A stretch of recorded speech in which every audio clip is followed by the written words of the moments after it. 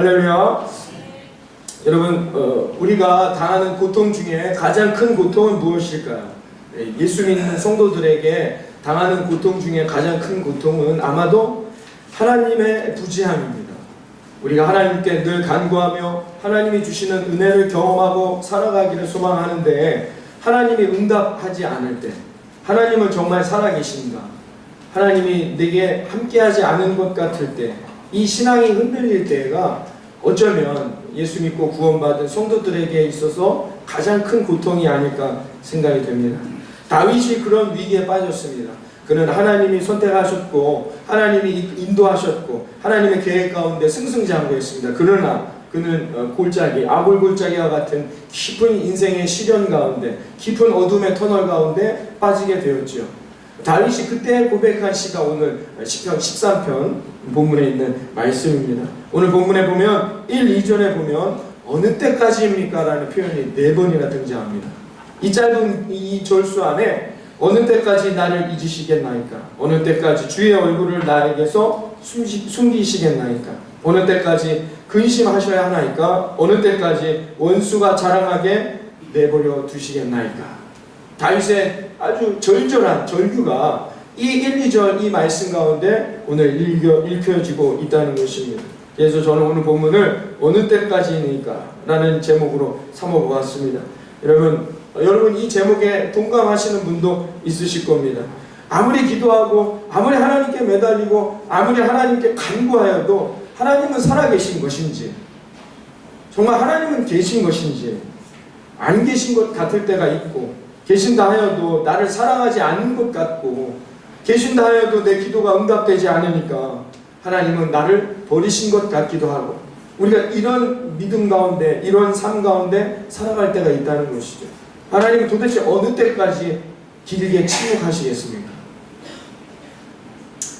신학교에 들어가면 필독서가 있습니다. 신학생들은 반드시 한 번은 읽어야 할 필독서가 있습니다. 그게 뭐냐? 일본인인 엔도 슈샤쿠의 침묵이라는 책입니다. 17세기 도쿠가와 봉건 통치 시대에 자행된 기독교에 대한 극렬한 박해를 다룬 역사 소설이죠. 이 침묵이라는 내용에 보면 이런 내용이 나옵니다. 기독교인인 두 농부가 동네 사람들이 보는 앞에서 파도가 밀려오는 바닷가 위에 십자가를 세우고 그 나무 십자가에 성경의 말씀처럼 고통을 당하게 됩니다. 그리고 거기서 십자가에서 고통스럽게 죽어가죠. 이 모습을 처음부터 끝까지 언덕 위에 숨어서 보고 있던 선교하러 왔던 포르투갈의 이 신부는 너무나도 괴로워합니다. 그러면서 이렇게 말했죠. 과연 하나님은 존재한단 말인가? 존재하신다면 어떻게 이렇게 침묵하실 수가 있는가? 하나님 도대체 당신은 지금 어디에 계십니까? 그가 붙잡혔을 때에 너가 배교하지 않으면 이 기독교인들을 다 죽일 것이라고 위협받습니다. 그래서 결국은 이 선교사는 배교하게 됩니다. 그러면서 그는 말하죠. 예수님이 나에게 배교하라고 했다고 그는 생각했습니다. 저는 이 소설을 읽으면서 큰 충격을 받았습니다. 믿음이란 무엇인가? 믿음의 기반이 무너지는 것 같은 큰 충격을 받았고, 이런 인생은 결코 나에게는 일어나지 않았으면 좋겠다라는 염려와 두려움도 경험했던 적이 있습니다. 2007년 4월 18일 터키에서 있었던 일입니다. 새 아이의 아버지인 독일 선교사 틸만이라는 분과 2명의 터키인 그리스도인인 네자티 목사님과 우구르라는 성도가 무참하게 살해당한 일이 벌어졌습니다. 이슬람 단체의 회원들이 거짓으로 자기가 기독교인이 되겠다라고 찾아와서 성경 공부를 하다가 이 3사람을 죽인 것입니다. 근데 이 이슬람 단체 회원들은 이 죽이는 장면을 녹화까지 했습니다. 녹화까지 하면서 3시간 동안이나 무참하게 죽였습니다. 틸만 선교사는 156번이나 칼에 찔렸습니다. 네자티 목사님은 99번, 그리고 우구르 성도는 셀 수 없을 만큼 많이 찔렸습니다. 상세한 설명을 못할 정도였어요. 신체의 일부분들이 파괴되었습니다. 심한 것은 다른 형제가 그 고통을 당하는 동안 2명은 그 고통을 바라봐야만 했다는 것입니다. 이런 일이 벌어질 때 하나님은 왜 가만히 계시는 것일까요? 하나님은 정말 살아계신 것입니까?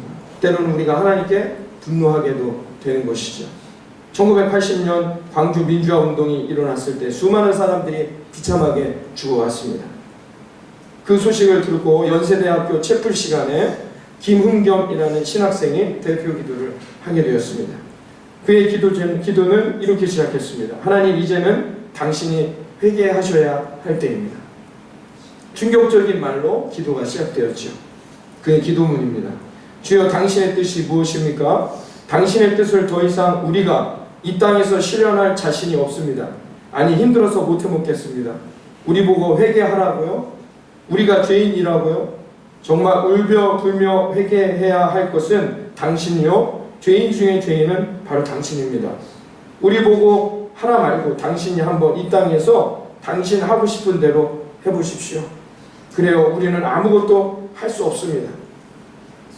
그런 당신은 무엇을 했습니까? 독재자가 백주 대낮에 수천 명을 학살하는 광주에서 당신은 무엇을 하고 있습니까?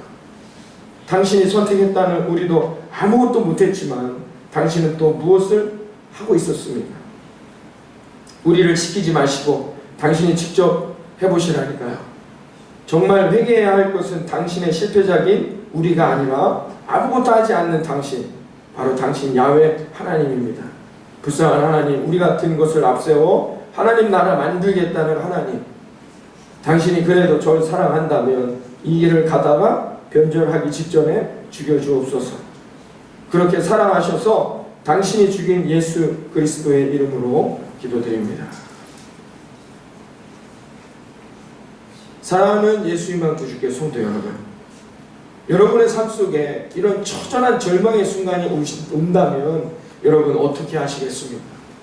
아무리 내가 기도하여 이 절망의 순간을 벗어나려고 한다 하여도 하나님 어느 때까지 나에게 내 인생에 침묵하시겠습니까? 하나님은 정말 살아계신 것입니다. 여러분, 이런 절망 가운데 있게 된다면 여러분 어떻게 하시겠습니까?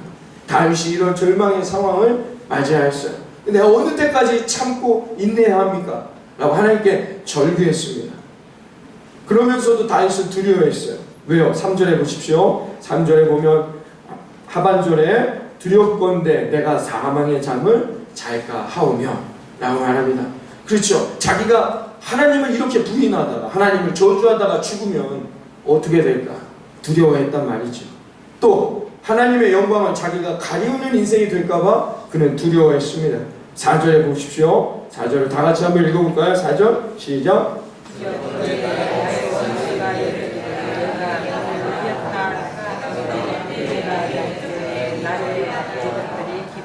아멘. 다윗은 이것 때문에 두려웠단 말입니다. 하나님을 부정해보기도 하고 절규하기도 하고 하나님 앞에 절망의 순간을 토로해보기도 했지만 궁극적으로 다윗은 이런 일들 때문에 하나님 앞에 영광을 가리울까봐, 내가 하나님을 부정하다가 죽어서 지옥에 떨어질까봐 다윗은 두려워했단 말이죠. 그런데 이렇게 기도하고 절규했던 다윗에게 놀라운 역사가 일어납니다. 5절과 6절에 나와 있죠. 5절과 6절 다 같이 읽어보겠습니다. 시작. 나는 오직 주의 사랑을 의지하여 싸우니 나의 마음은 주의 구원을 내가 여호와를 찬송하리니 이는 주께서 내게 능력을 베푸심이로다. 여러분, 이런 절망적인 상황, 다윗의 삶이 바뀐 게 아닙니다. 그는 여전히 절망 가운데 있었지만 그는 하나님을 의지하며 주의 구원으로 기뻐하며 하나님을 찬송합니다라고 자신의 믿음을 이렇게 고백했다는 것입니다. 어떻게 해서 이런 일이 일어날 수 있었을까요? 여러분, 아직도 하나님은 침묵하시는 것 같고 내가 아무리 기도해도 하나님이 내게 응답하시는 것 같지 않아. 정말 하나님은 살아계신가 우리가 궁금해하고 이런 질문을 던질 때에도 여러분, 이런 상황에 있음에도 여러분은 하나님을 사랑합니다, 하나님을 찬양합니다, 하나님만을 바라봅니다 라고 여러분 고백하실 수 있냐 말이죠. 다윗은 그와 같았다는 것입니다. 그럼 다윗이 이런 신앙으로 고백할 수 있었던 이유가 어디에 있었느냐? 답은 오늘 본문 안에 있습니다. 3절에 보세요. 3절에 다윗이 이렇게 말하지요. 여호와 내 하나님이여 나를 생각하사 응답하시고 나의 눈을 밝히소서. 나의 눈을 밝히소서. 그렇습니다. 여러분, 우리가 하나님을 바라보는 믿음의 눈이 열려야 합니다. 하나님을 바라보는 믿음의 눈이 열리게 될 때 절망 가운데에서도 우리는 믿음으로 승리할 수 있음을 믿으시기를 바랍니다. 그렇기 때문에 우리는 오늘 하나님을 만나야 한다는 것입니다. 하나님을 바라보며 하나님의 그 비밀, 천국의 그 놀라운 비밀을 우리가 깨닫게 된다면 지금 저와 여러분의 삶이 절망적이다 할지라도, 정말 말할 수 없는 아픔과 슬픔 가운데 있다 할지라도, 내가 이렇게 기도했는데 어느 때까지 하나님은 침묵하시는 것 같습니까? 라고 우리가 그런 신앙의 고백을 한다 할지라도 여러분, 우리는 다시 일어나서 믿음으로 나아갈 수 있게 됨을 믿으시기를 바라겠습니다. 사도행전 7장에 보면 스데반 집사의 순교 장면이 나옵니다. 스데반 집사가 순교하는 장면을 보십시오. 여러분, 얼마나 믿음이 좋은 사람이었습니까? 그는 믿음대로만 살려고 했어요. 그 사람이 돌에 맞아 죽어야 할 아무런 이유가 없었다는 것입니다. 그러나 그가 일찍 순교하게 되었습니다. 얼마나 안타까운 장면입니까? 그러나 정작 본인은 안타까워하지 않았습니다. 그 순간을 너무나도 기뻐했습니다. 자기가 순교하는 그 순간을 하나님 앞에 감사했단 말입니다. 여러분, 그 고통을 생각해 보세요. 돌에 맞아 죽어야 되는 그 육체적 고통을 생각해 보세요. 여러분 같으면 어떤 고백이 나오겠습니까? 내가 예수 믿은 것밖에 없는데 왜 내가 이런 고통을, 내가 왜 이런 절망을, 내가 왜 이런 아픔을 당해야 합니까? 내가 죽는다면 이 자리에 남아있는 내 가족들은 어떻게 됩니까? 뭐 이런 탄식과 불평과 불만이 나오지 않았겠습니까? 근데 스데반 집사는 그렇게 얘기하지 않았어요. 그 돌에 맞아 죽어가는 그 순간에도 그는 하나님 앞에 감사하고 하나님 앞에 찬양했단 말입니다. 오늘 다윗의 고백과 같은 이런 고백이 있었단 말입니다.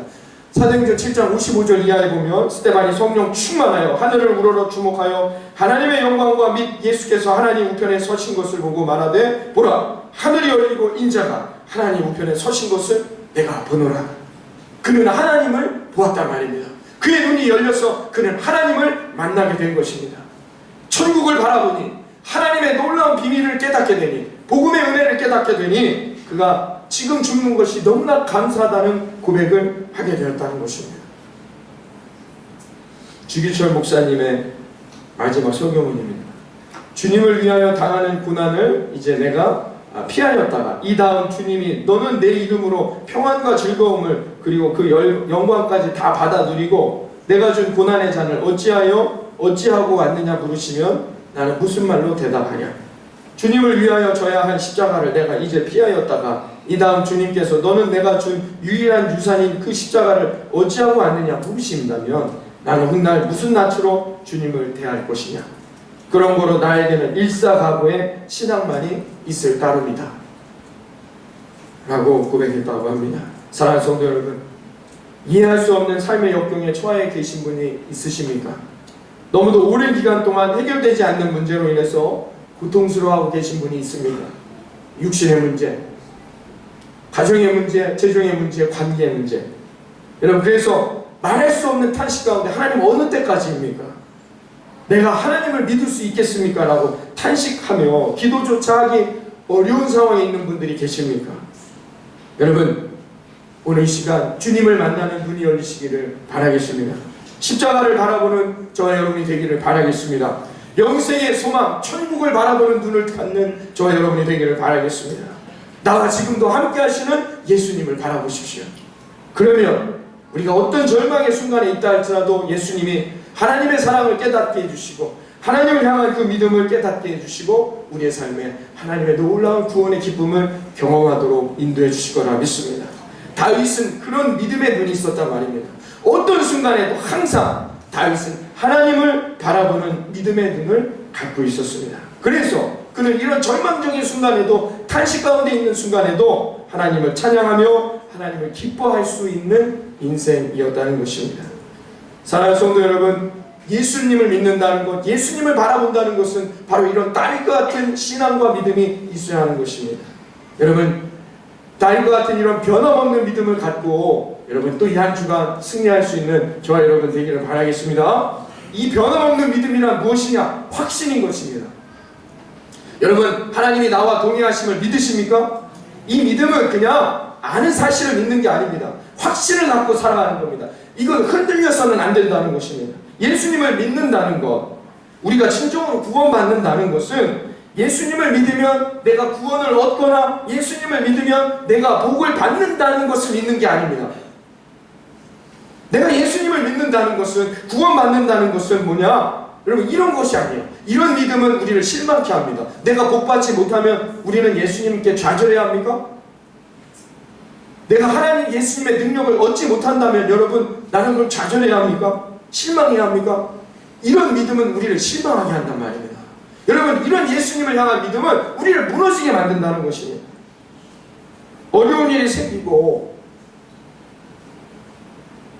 말할 수 없는 탄식과 상처를 경험하게 되면 이런 믿음을 갖고 있는 사람은 당연히 악의 세력이 우리를 지배하니까 당연히 우리가 기도할 힘조차 없게 되는 거죠. 하나님 앞에 예배할 수 있는 힘조차 없게 됩니다. 이런 믿음을 갖고 있다는 말입니다. 예수 믿으며 복 받는 것, 예수님을 믿으며 구원 얻는 것, 무엇인가를 얻는 것이라고 믿는 것, 믿음을 우리가 단종해 버린다면 여기서 벗어날 수가 없게 된다는 것입니다. 여러분, 예수님을 믿는다는 것, 진정으로 구원받는다는 것은 뭐냐? 변함없는 믿음을 갖는 거예요. 변함없는 믿음이란 무엇이냐? 확신인 것입니다. 여러분, 예수님을 믿으시기를 주님의 이름으로 축원합니다. 여러분, 예수님이 사기꾼입니까? 예수님이 거짓말쟁이입니까? 아니잖아요. 그것이 바로 확신이라는 것입니다. 이것을 믿는 겁니다. 이것을 정말 믿는 사람은 주님, 내가 이 상황을 이해할 수는 없지만 주님은 거짓말쟁이도 아니요, 주님은 사기꾼도 아니시니 언젠가 분명히 성경이 말씀해 주셨던 주님의 그 약속이 내 삶에 이루어질 것을 믿습니다. 나는 그때까지 주님 편에서는 믿음의 자녀가 되겠습니다. 여러분, 이런 신앙의 고백이 바로 믿음이란 말입니다. 이게 바로 확신을 갖고 살아가는 믿음의 자녀들이 되는 것입니다. 주님을 믿는다 하면서도 여전히 열등감 가운데 빠져 사는 사람이 있습니다. 주님을 믿는다 하면서도 좌절, 낙심에 사로잡혀 사는 사람들이 아직도 우리 교회 안에도 여럿 있다는 것입니다. 왜냐? 주님을 확신하지 못하고 살아가기 때문인 것입니다. 예수님을 믿으면 하나님의 자녀가 되었으니까 앞으로 내 인생과 내 가정에 좋은 일이 생겼으면 좋겠습니다. 믿음은 기대가 아니란 말입니다. 기대하는 것은 무너지게 돼 있어요. 내 인생과 가정에 좋은 일이 생기지 않으면 여러분, 하나님을 버리시겠습니까?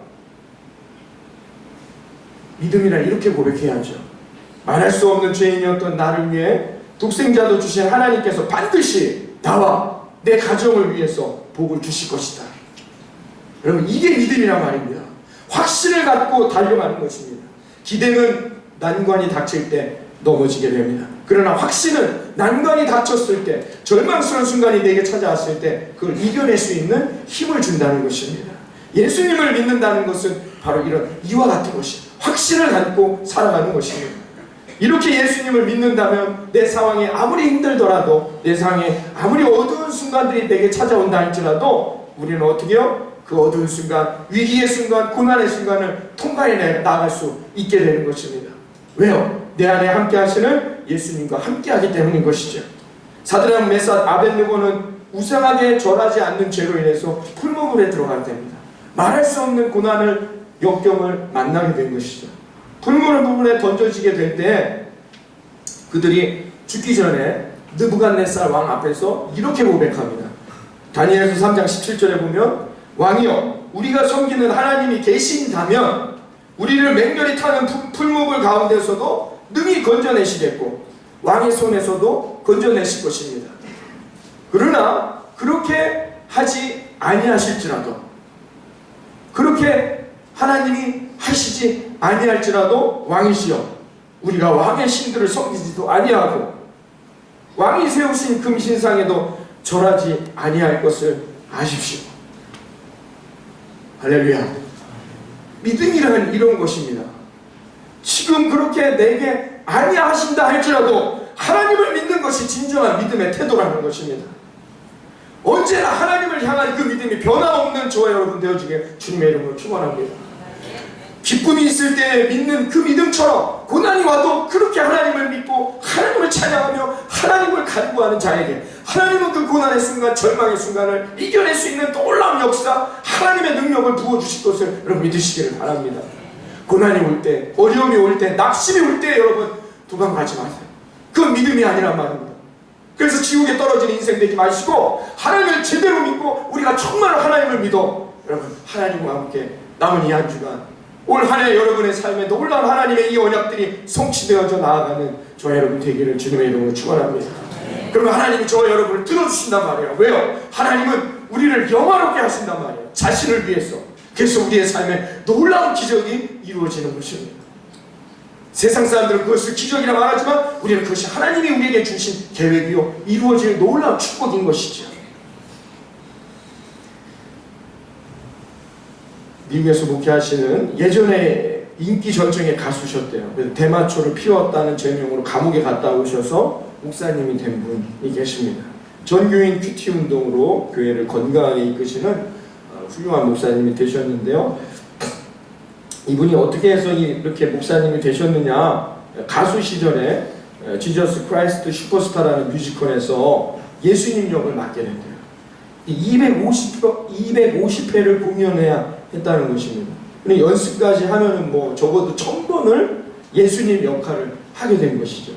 그래서 이분이 예수님이 과연 어떤 마음이셨고 어떤 모습이었을까를 너무 궁금해서 예수님의 심정을 느끼려고 성경을 읽기 시작했어요. 사복음서를 읽고 매 순간 예수님처럼 생각해보고 예수님처럼 노력하면서 삶을 살려고 노력했다는 것입니다. 그랬더니 삶이 달라지고 그렇게 계속 살아보니까 그랬더니 어떻게 해요? 사람들을 바라보는 시각이 달라지고 세상을 바라보는 시각이 달라지고 이 찬송을 부르면 막 눈물이 나는 거예요. 그러면서 자기가 달라져서 결국은 이 목사의 길을 가게 되었다라는 것입니다. 사랑하는 여러분, 우리가 매일같이 예수님을 생각하며 예수님을 바라보고 예수님이라면 어떻게 하셨을까를 우리가 기억해 보십시오. 여러분, 우리 일주일 동안만 그렇게 한번 훈련해 보세요. 우리의 삶이 달라집니다. 우리 교회도 달라지고 여러분의 삶도 달라지고 가정과 일터도 영적으로 달라지게 되어 있는 거예요. 예수님을 바라보는 인생이 되어야 한다는 것입니다. 그러니까 우리가 지금 먼저 우리의 믿음을 훈련하기 위해서 우리가 해야 할 일은 무엇이냐? 여러분, 눈을 들어 예수 그리스도를 만나시고 예수님과 동행하는 저와 여러분 되기를 바랍니다. 이 훈련이 먼저 이루어져야 한다는 거예요. 그럼 어떤 순간에도 우리는 결코 넘어지지 않는다는 것입니다. 여러분, 이 한 주간 동안 변함없이 나를 사랑해 주시고 나를 믿고 내게 천국을 허락하신 예수 그리스도와 동행하심으로 예수님이 원하시는 세상의 빛과 소금이 되어지는 아름다운 인생이 되기를 주님의 이름으로 축원합니다. 오늘 이 시간에 영상을 하나 볼 텐데요. 2010년도에 있었던 일입니다. 야식 배달을 하던 한 청년이 방송에 스타킹이라는 방송에 나와서 일약 스타가 된 이야기입니다. 뭐 아시는 분들은 아실 수 있지만 김승일이라는 분이었어요. 평택 합정감리교회 집사님이었는데요. 이 스타킹에 출연한 것을 계기로 해서 전 세계를 다니며 찬양하고 간증하며 하나님 앞에 영광되어지는 인생을 살고 있습니다. 이분이 원래 성악에 재능이 있어서 어릴 때부터 그렇게 노래를 잘했답니다. 고3 때 3개월 레슨 받고 우리 한양대 성악과에 우수한 성적으로 입학을 하게 됐어요. 그런데 집안 형편이 너무 어려웠어요. 어머니께서 택시를 닦는 세차 일을 하셨어요. 이 택시를 매일같이 닦으려면 얼마나 힘듭니까? 세차하는 일이. 그래서 결국 뇌출혈로 쓰러지시게 되셨습니다. 뇌출혈로 3번이나 계속해서 쓰러지시게 됐어요. 병원비를 대느라 자기가 공부할 수 있는 상황이 안 됐어요. 공부를 그만두고 생활전선에 뛰어들었습니다. 택배기사, 휴대폰 판매원, 노점상, 대리운전, 야식 배달 15가지의 직업을 전전하면서 하루에 20시간씩 일을 하며 인생을 살아야만 했다는 것입니다. 그러다가 자꾸 일이 꼬여서 사기를 당해 빚이 1억을 지게 되었습니다. 그런데 마침 그때 또 어머니를 그렇게 섬겼는데 어머니가 돌아가셨습니다. 그때 그분이 이 집사님, 내가 이렇게 살아서 무엇하냐? 나 이제 인생을 정리해야 되겠다. 자살을 결심하게 되었답니다. 그러나 늘 기도했던 어머니, 4대째 믿음의 집안, 감리교 믿음의 집안이었던 이분이 그 믿음을 통해서 교회를 나가기 시작했어요. 교회를 나가다가 하나님을 만나게 되었습니다. 하나님을 만나면서 하나님의 음성을 들으면서 그분이 하나님을 인격적으로 만나는 순간, 그래서 이 자살하려는 마음을 돌이켰어요. 기도하는데 하나님이 그분 마음에 이사야 41장 10절의 말씀을 주셨답니다. 이 말씀을 붙들고 죽음의 직전 모든 것을 다 포기하고 내려놓고 오직 하나님만을 바라보는 인생이 되도록 나아갔다는 것입니다.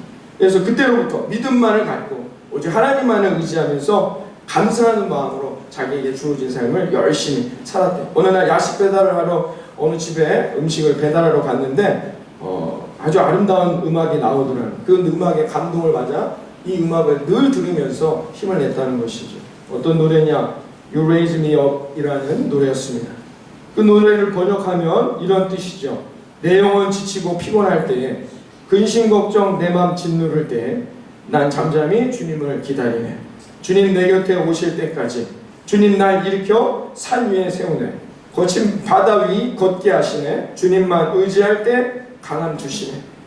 크신 능력 내게 부어주시네. 라는 노래이죠. 늘 밤마다 이 노래를 부르면서 야식 배달을 하면서 즐거운 마음으로 살아갔어요. 이 노래를 부르는 모습을 유심히 지켜보던 사장님이 몰래 이 방송에 편지를 보냈다는 것입니다. 우리 집 음식 배달하는 청년이 노래를 너무 잘 부르는데 방송에 한번 나왔으면 좋겠다 해서 이 청년이 사장님이 몰래 보내서 방송에 출연하게 되었다는 것이죠. 2010년 12월 4일 방송에 출연했는데요. 푸치니 오페라 투란도트 중에 네슨도르만, 우리말로는 공주는 잠 못 들고라는 제목으로 알려진 노래를 불렀습니다. 저는 뭐 잘 전문가는 아니지만 너무 어려운 노래인데 이 노래를 아주 멋지게 감동적으로 불렀다는 것이죠. 그래서 이 사람이 전국적으로 알려지게 되고 이 일을 통해서 그의 인생이 완전히 바뀌게 되었다는 것입니다. 여러분, 우리 영상으로 한번 만나보겠습니다.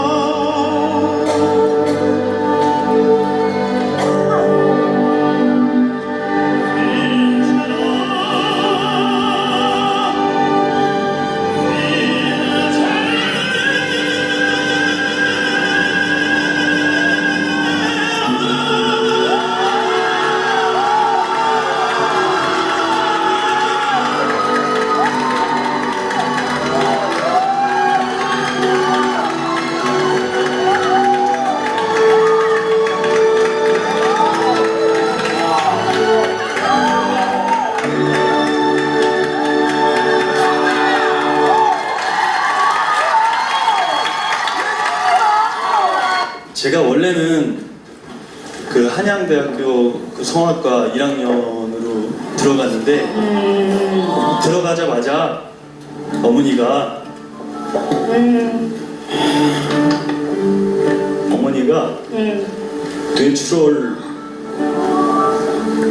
뇌출혈을 받으셔가지고 줄줄이 F가 나왔어요.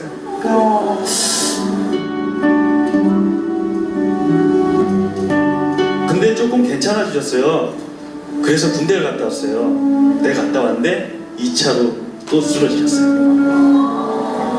군대 갔다 와서는 실기필기 전부 1등을 했거든요. 그런데 쓰러지시고 세 번째 쓰러지시고 포기를 했어요. 도저히 안 되겠다. 저랑 작은 형이랑 큰 형이 10년 터울이거든요. 저 때문에 일을 늦게까지 하신 거예요. 그런 미안함 때문에 못하겠다. 그래서 관뒀습니다. 그리고 별일을 그 택배 배달, 퀵서비스 배달, 부동산에서도 일하고 노점에서 옷도 좀 팔아보고 그 다음에 나이트 융직 삐기도 해보고 그 다음에 사회생활 시작부터 너무 모르고 시작을 해서 그런지 의욕만 앞서서 쉽게 안 되더라고요. You raise me up so I can stand the mountains.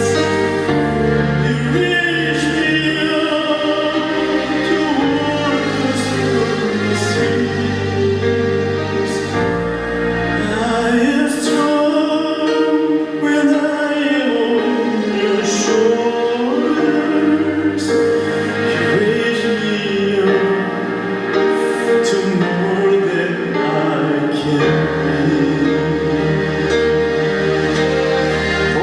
이렇게 이런 날이 오니까 하나님도 열심히 사는 사람, 그리고 자기가 좋아하는 걸 하는 사람을 가만히 냅둔다고 생각 안 하거든요. 그래서 분명히 좋은 날이 온다고 생각합니다. 희망을 가지고 있는 것 자체가 좋은 날을 기약하는 거가 아니겠습니까? 그거를 반드시 해주리라 믿는 사람입니다.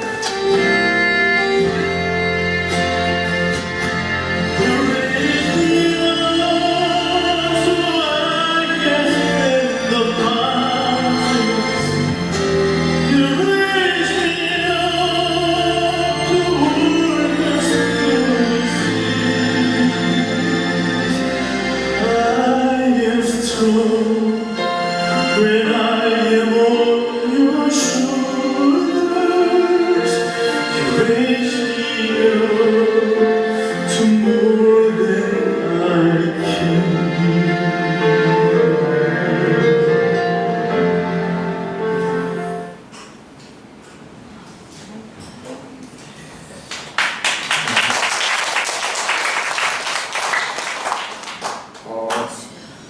한양대 학교에 다시 복학해서 2016년에 20년 만에 졸업을 하게 되었고, 그 이후에는 여러 가지 이런 찬양 사역과 간증을 하면서 하나님의 뜻을, 하나님의 은혜를 세상에 나누는 그런 일을 감당하고 있다고 합니다. 그분이 이렇게 고백했습니다. 이 모든 것이 하나님의 은혜입니다. 하나님은 이렇게 오랜 시련을 경험케 하신 후에 하나님의 준비된 사람들을 만나게 하시고 하나님의 뜻을 이루게 하셨습니다. 앞으로 생명이 다하는 날까지 하나님의 뜻에 순종하며 고난도 복도 그분의 뜻 안에서 감당하며 하나님을 더욱 높이며 사는 인생이 되겠습니다 라고 이야기했습니다. 사랑하는 성도 여러분, 가나의 혼인잔치에 포도주가 떨어졌을 큰 문제가 발생했습니다. 그러나 그곳에 주님이 함께 하시니 물이 변하여 그들의 문제가 해결되어 포도주가 되어지는 놀라운 역사를 경험하게 된 것입니다. 물같은 인생이었던 이분이 존귀하신 주님을 만나고 그분을 인격적으로 자신의 마음에 모시니까 그는 포도주와 같이 귀한 인생으로 바뀌게 된 것입니다. 여러분, 주님을 만나시고 주님을 바라보며 여러분의 인생도 고귀한 물이 아니라 포도주와 같이 귀한 인생이 되어지기를 주님의 이름으로 축원합니다. 여러분이 정말로 주님을 바라보며 주님과 함께 하신다면 절망이 변하여 희망이 될 것을 믿습니다. 물이 변하여 포도주가 되듯이 여러분의 상처와 절망과 고통이 변화되어 여러분의 삶의 기쁨과 감사와 찬양으로 응답되어질 거라 믿습니다. 여러분, 예수 그리스도를 믿고 주님의 은혜를 잊기만 한다면, 주님을 의지하기만 한다면 이 놀라운 변화의 역사가 저와 여러분의 삶에 이루어질 것입니다. 새로워질 것을 믿습니다. 주님을 바라보십시오. 주님을 붙드는 저와 여러분이 되시기를 바랍니다. 어느 때까지입니까? 여러분, 탄식 가운데 소망이 없는 것 같은 인생 가운데 주님을 붙드시기를 바랍니다. 여러분의 삶이 정말로 나를 지치게 하고 정말로 이제는 더 이상 의지할 곳 없고 바라볼 곳 없는 것 같다 할지라도 포기하지 마시고 여러분의 삶에 함께 하시는 주님을 바라보고 주님을 붙들 수 있는 저와 여러분 되기를 주님의 이름으로 축원합니다. 이사야 41장 10절입니다. 두려워하지 말라, 내가 너와 함께 함이라. 놀라지 말라, 나는 너의 하나님이 됨이라. 내가 너를 굳세게 하리라. 참으로 너를 도와주리라. 참으로 나의 의로운 오른손으로 너를 붙들리라. 사랑하는 성도 여러분, 한 분도 빠짐없이 예수님을 삶의 주인으로 모시고 이해할 수 없는 인생의 고난의 시간을 지나고 있다 할지라도 주님, 어느 때까지입니까? 내가 날마다 주님만을 바라보며 주님만을 붙들며 나아가겠습니다. 라는 이런 신앙의 고백으로 여러분의 인생이 지금보다 더 아름다운 하나님이 축복하고 인도하시는 인생으로 변화되어져 나아가 하나님이 함께 하시는 그런 아름다운 복된 인생으로 승리하기를 이 아침 주님의 이름으로 축원합니다. 기도하겠습니다. 이해할 수 없는 상황 가운데서도 늘 나와 동행하시기를 원하는 하나님, 늘 나를